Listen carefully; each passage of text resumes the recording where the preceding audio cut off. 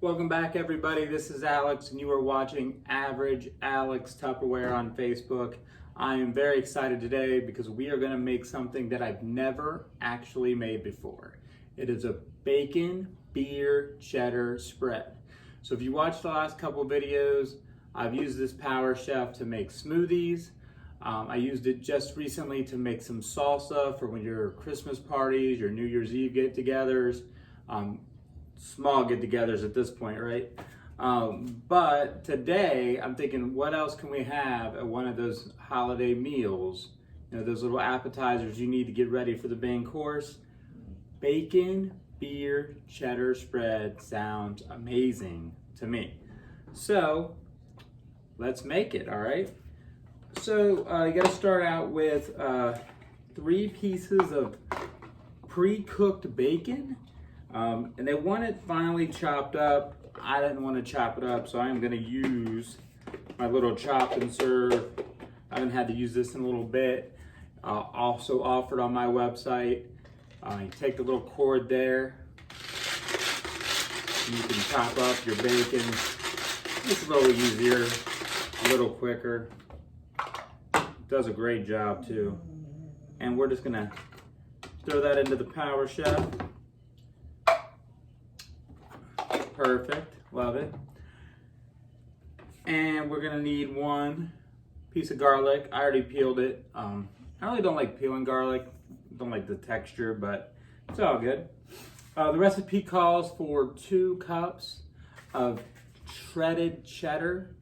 It says divided, which just means you're gonna use some of it now and some of it later. So I put 1 cup in this bowl for now, and then I've got a cup separated here for later in the process, just to make it easier for all of us to get through this, right? So you add your little cheese there. Also wants 1 cup of cream cheese.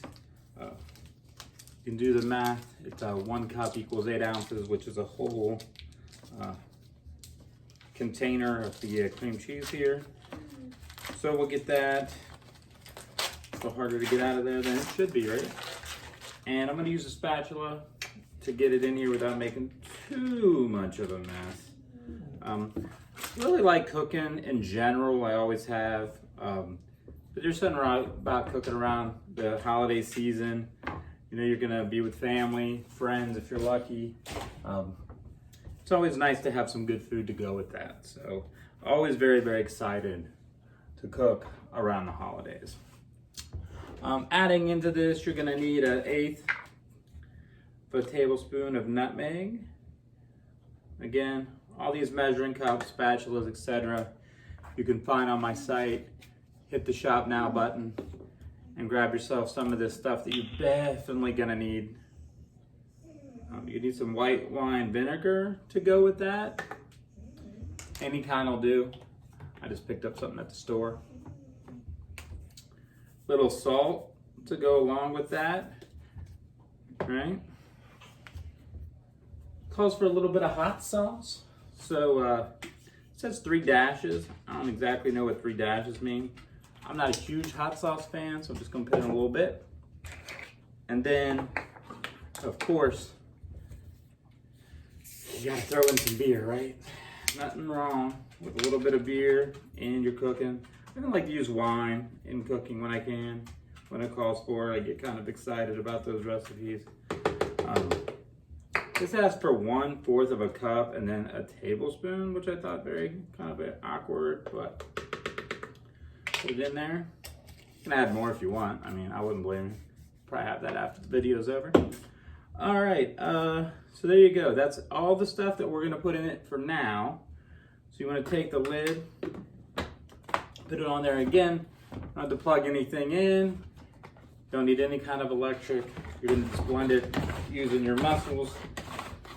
This is a little bit harder of a substance, obviously, to mix because you got that cream cheese in there, but it's working just fine. I don't want to go too nuts with it.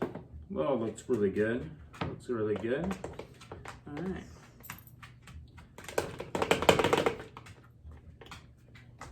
Take that and just kind of clean that off a little bit, right? Okay, so now what we're gonna do is we're gonna take a That's bowl. These are great, they're wonderful. Keeps everything really cool in the refrigerator. Great for mixing products. So for this recipe specifically, let me take that off. You gotta take your mixture. You're gonna put it in the refrigerator for about an hour because you wanna let it firm up. And then once it firms up, you can finish off the process because there's still a few more things to add in there. So I'm gonna go ahead and put this in the refrigerator. So you're gonna leave that in there for at least an hour, maybe an hour and a half. Then you can do the final step. But while we're waiting for that to go ahead and get cooled and form a little bit, the last part of this is to mix half a cup of pecans and the rest of that cheddar cheese. So another cup of that cheddar cheese. And you're gonna mix those up. Again, not too bad. Just a couple of pulls there. Perfect. I'm gonna put the mixture on a plate because when we get our cheese ball out of the refrigerator, we're going to mix it. We're gonna roll it up, if you will, and that's really gonna put the final touches on that cheese ball for us. So let's see if it's ready.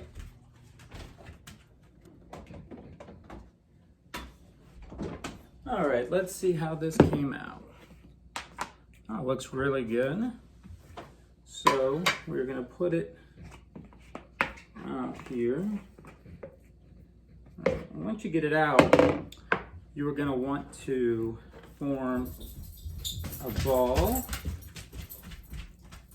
Yeah, a little bit sticky, but that's okay. It's part of the fun of making a cheese ball. And then taking your mixture of the pecans and the cheddar cheese from earlier, spread that around there. Then you're just simply going to cover the cheese ball with your pecan mixture there and get it pretty good, right? And there you go. And then when you're done, put it in a plate like so. And once it's on your plate, you can take it and just take some crackers, right? And line it up. Doesn't have to be really fancy, but you know, give yourself a nice little presentation there. And I got a lot of crackers. And there you have it. Bacon, beer, cheddar, cheese. Delicious. Serve it at all your parties. Thanks for watching. Come and see me, Average Alex Tupperware. Hit the shop now button. Have a great night.